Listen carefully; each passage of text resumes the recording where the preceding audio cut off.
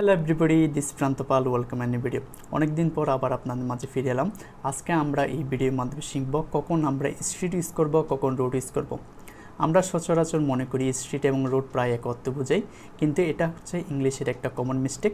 আজকে আমরা এই ভিডিওর মাধ্যমে সম্পূর্ণভাবে বুঝতে পারবো কখন আমরা স্ট্রিট ইউজ করব আর কখন রোড ইউজ করব। So let's start the video. Street দ্বারা বোঝায় যখন কোনো একটা শহরে যার উভয় পাশে কোনো বিল্ডিং বা বাড়ি আছে, এর মাঝখানে যে রাস্তাগুলো থাকে তখন ইউজ করতে হয় স্ট্রিট।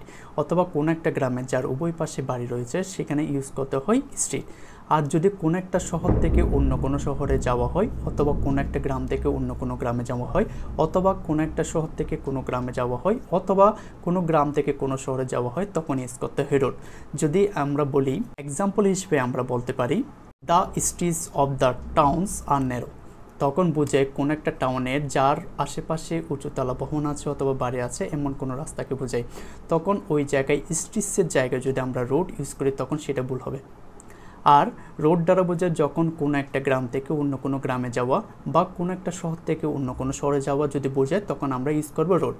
এক্সাম্পল হিসেবে আমরা বলতে পারি which is the road to the place, মানে এখান দ্বারা বোঝায় কোনো একটা শহর থেকে অথবা কোনো একটা গ্রাম থেকে আমরা অন্য কোনো গ্রামে যাচ্ছি, এরকম কোনো কোয়েশ্চেন বোঝায়, তখন আমরা ইউজ করবো রোডস।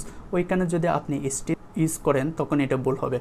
তাহলে আমরা পরিশেষে বলতে পারি যদি কোনো একটা শহরের মধ্যে অথবা কোনো একটি গ্রামের মধ্যে যার দুই পাশে উঁচু ভবন বা বাড়ি রয়েছে এর মধ্যে কোনো রাস্তা বোঝায় তখন আমরা ইউজ করব স্ট্রিট। আর যদি কোনো একটা শহর থেকে শহরে বা কোনো একটা গ্রাম থেকে গ্রামে অথবা কোনো একটা গ্রাম থেকে শহরে যাওয়ার রাস্তা ওইরকম বোঝায় তখন আমরা ইউজ করবো roads. Thanks for watching my video. Bye by.